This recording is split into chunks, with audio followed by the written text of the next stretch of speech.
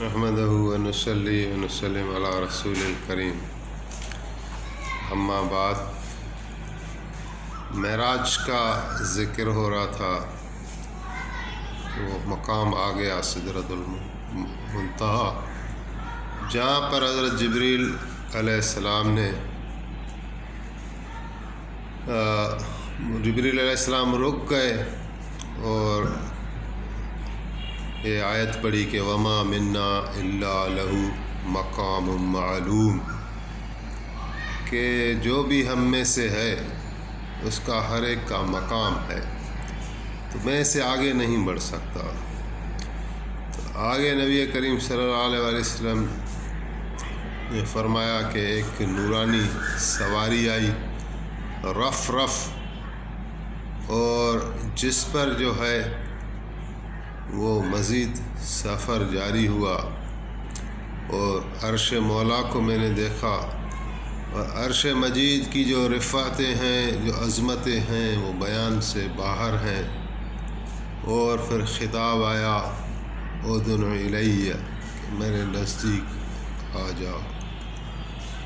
اور یہ ہر مرتبہ ایسا خطاب آتا تھا، تو یہاں تک کہ فَكَانَ قَابَ قَوْسَيْنِ أَوْ أَدْنَىٰ فَأَوْحَىٰ إِلَىٰ عَبْدِهِ مَا أَوْحَىٰ، سورۃ نجم میں سے یہ آیات ہیں کہ یعنی پھر اتنا قریب ہو گیا جس طرح کے دو کمان کا فاصلہ ہوتا ہے، یا پھر او ادنا، یا اس سے بھی قریب ہوگا۔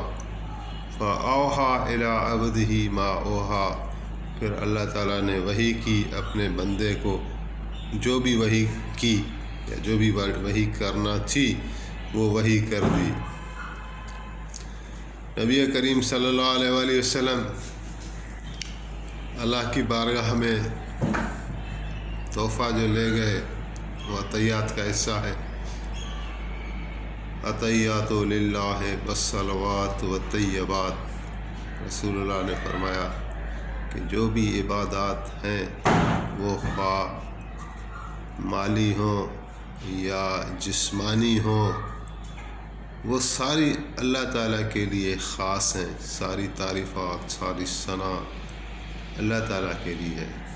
تو اس کے جواب میں پھر اللہ تعالیٰ نے فرمایا السلام علیک ایھا النبی ورحمۃ اللہ وبرکاتہ، اے نبی آپ کے اوپر اللہ تعالیٰ سلام کر رہا ہے، اللہ تعالیٰ کی سلامتی ہو، اللہ تعالیٰ کی رحمتیں ہوں، اللہ تعالیٰ کی برکتیں ہوں۔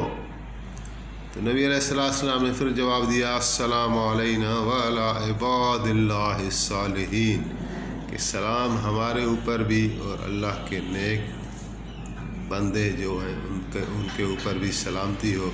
یہاں فرشتوں نے فرمایا کہ اشہد ان لا الہ الا اللہ واشہد ان محمدا عبدہ ورسولہ، تو یہ بن گیا یعنی عطیات جو ہم نماز میں پڑھتے ہیں۔ اور اس کے بعد نبی علیہ السلام نے فرمایا کہ اللہ تعالیٰ نے اپنی قدرت کی جو ہتھیلی ہے وہ میرے سینے پر رکھی، اور جس کی ٹھنڈک راحت میں نے محسوس کی، تو فَعَلِمْتُ مَا بَيْنَ السَّمَاوَاتِ وَالْأَرْضِ، تو جو کچھ آسمانوں اور زمینوں میں ہے اس کا مجھے علم آ گیا۔ پھر اللہ تعالیٰ نے کہا کہ یہ فرشتے ہیں، یہ آپس میں بحث کر رہے ہیں، جھگڑا کر رہے ہیں، ملأ اعلیٰ کے فرشتے ہیں، تو آپ انہیں سنیں۔ اور وہ فرشتوں کا بحث کیا تھا وہ بڑا امپارٹنٹ ہے، اس میں بڑی نصیحت بھی ہے، میسیج بھی ہے، کہ وہ مقرب فرشتے تھے اور ان کے 4 مسائل تھے جس میں وہ گفتگو کر رہے تھے کہ کفارات کون سے ہیں، منجیات کون سے ہیں، درجات کون سے ہیں، اور محلقات کون سے ہیں۔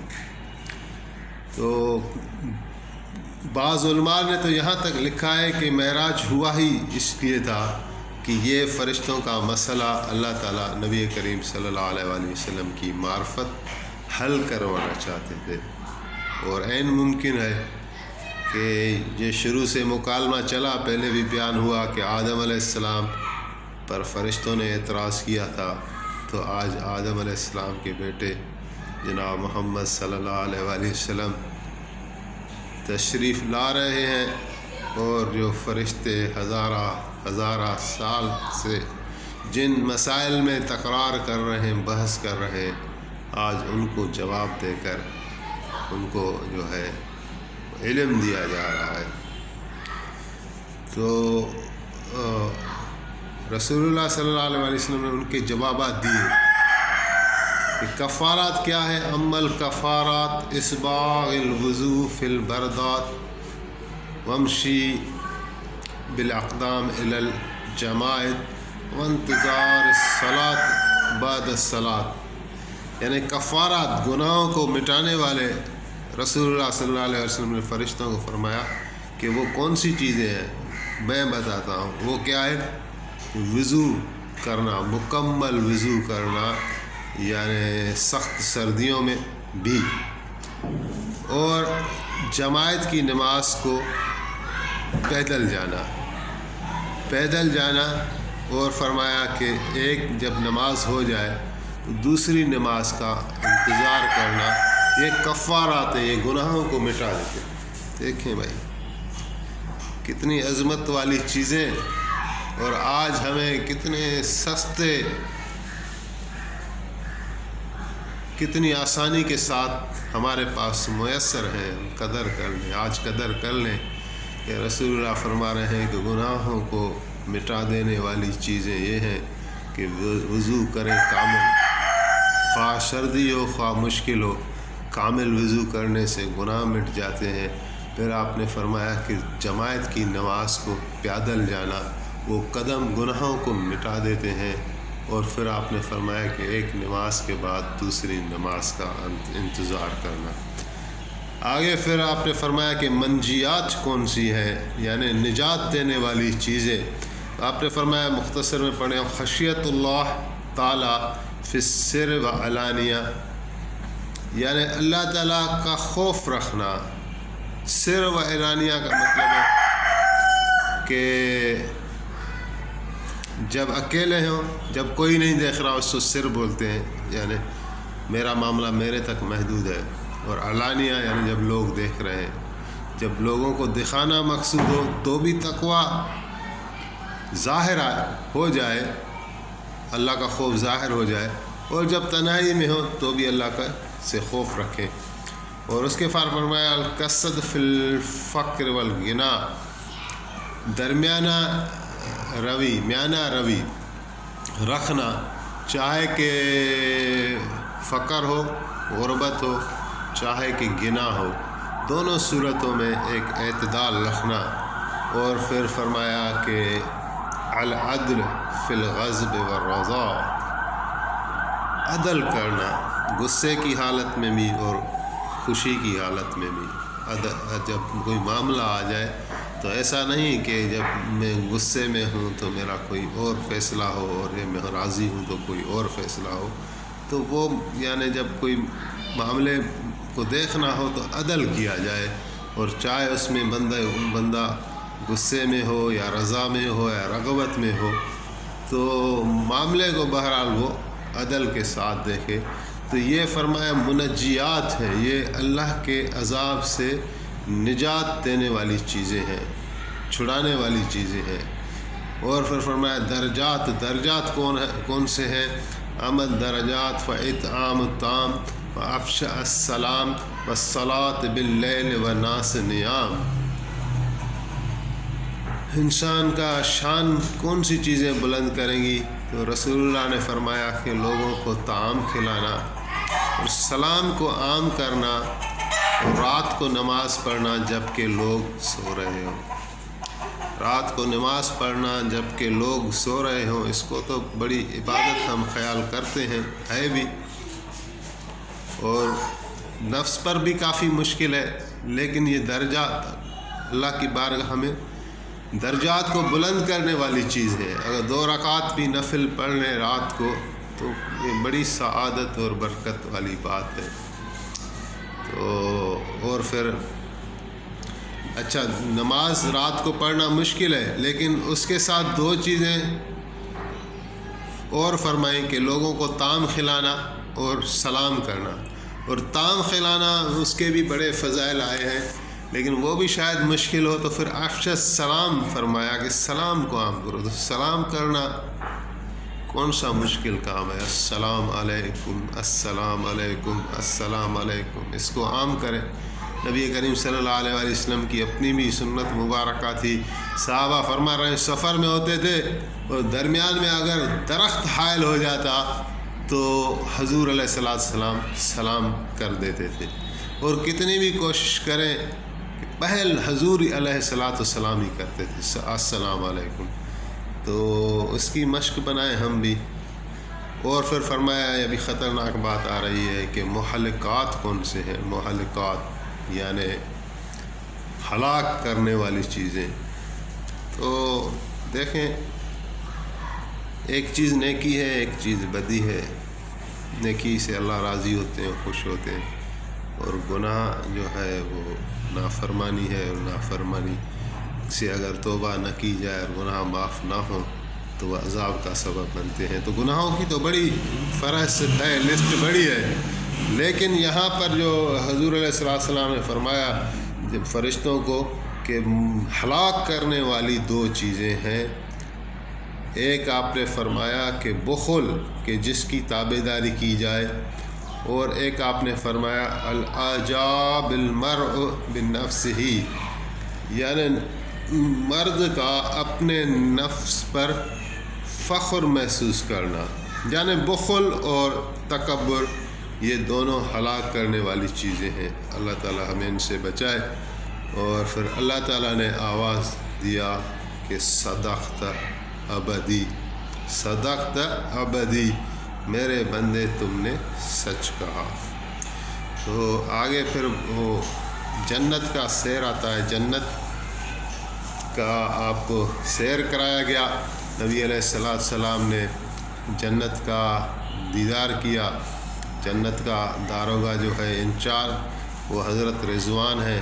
تو آپ نے وہاں جب دیکھا تو آپ نے فرمایا کہ مختلف میں نے محلات دیکھے، باغات دیکھے، اور بڑی بڑی نعمتیں دیکھیں.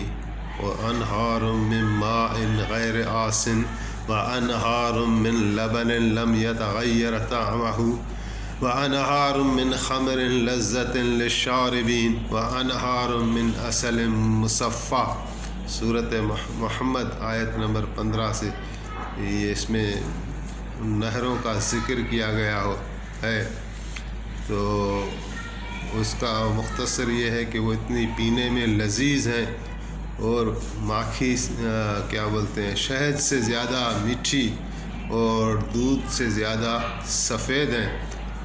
اور پھر اللہ تعالیٰ نے فرمایا یا محمد من ذکرنی بقلب سلیم وقال لسن بسم اللہ الرحمن الرحیم سقیتہ من هذه الانہار، کہ اے محمد علیہ السلام جس نے مجھے سچائی کے ساتھ یاد کیا اور بسم اللہ الرحمن الرحیم کو پڑھا، میں ان کو اس نہروں سے پلاؤں گا، سیراب کروں گا. اور 8 جنت کے طبقے تھے. 8 جنت کے طبقے آپ کو دکھائے گئے.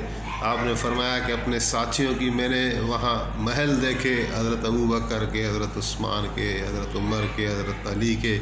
پھر آپ نے فرمایا کہ جبریل وہاں شعر پڑھ رہا تھا ان فی الجنت نہرا من لبن لعلی و حسین و حسن، کہ یہ بے شک یہ جو دودھ کی نہریں بہہ رہی ہیں یہ حضرت علی کرم اللہ وجہ الکریم کی ہیں، یہ امام حسین علیہ السلام کی ہیں، اور امام حسن علیہ السلام کی ہے. تو آگے پھر جہنم کا تذکرہ آ رہا ہے. جہنم میں آپ فرما رہے کہ جہنم میں جب میں نے دیکھا تو جہنم کے طبقے دیکھے 7، اور فرمایا کہ جہنم کا جو پہلا طبقہ تھا اس میں آگ کے ایسے دریا تھے کہ اگر 7 آسمان اور 7 زمین اس میں ڈال دیے جائیں تو پتہ ہی نہیں چلے گا کہ وہ کہاں گئے، اس میں بالکل غائب ہو جائیں گے۔ دوزخ کو دیکھ کر، جہنم کو دیکھ کر آپ نے اللہ سے پناہ مانگی، یا اللہ تجھ سے بخشش کا سوال کرتا ہوں، عذاب سے معافی چاہتا ہوں، تیرے غضب سے معافی چاہتا ہوں، تیری پناہ میں آتا ہوں، اور میں تیری تعریف کر نہیں سکتا جیسے کہ تو اپنی تعریف خود کرتا ہے۔ سبحان اللہ۔ تو یہ محمد علیہ السلام فرما رہے ہیں کہ اعلیٰ میں آپ کی تعریف کر نہیں سکتا، جو آپ کا تعریف کا حق بنتا ہے میں نہیں کر سکتا، آپ اپنی تعریف خود کر سکتے ہیں۔ تو پھر اللہ تعالیٰ نے ایک نصیحت کی ہے، ٹائم ختم ہو رہا ہے، تو اس میں مختصر یہ کہ اللہ تعالیٰ نے فرمایا کہ تکبر اور دشمنی سے اپنے آپ کو دور رکھو، اور دنیا کے اوپر جو ہے مغرور نہ بنو، اور جو ہے مخلوق کو دعوت دو، جنت کی بشارت دو، دوزخ سے ڈراؤ۔ اور یہ تھا مختصر یعنی معراج کا ذکر، اور معراج میں پھر 5 وقت نماز فرض کی گئی۔ اللہ تعالیٰ نے یہ ایک امت کو تحفہ دیا، تو دعا ہے اللہ تعالیٰ ہمیں اس پر سننے کی، پڑھنے کی توفیق عطا فرمائے۔ آخری بات، رسول اللہ صلی اللہ علیہ وسلم نے عرض کی کہ یا اللہ میری اس معراج کی تصدیق کون کرے گا؟ تو اللہ تعالیٰ نے فرمایا یصدق ابو بکر صدیق رضی اللہ تعالیٰ عنہ، ابو بکر صدیق آپ کی تصدیق کریں گے۔ تو انشاءاللہ بیان جاری ہے، اللہ تعالیٰ میں عمل کی توفیق عطا فرمائے، آمین۔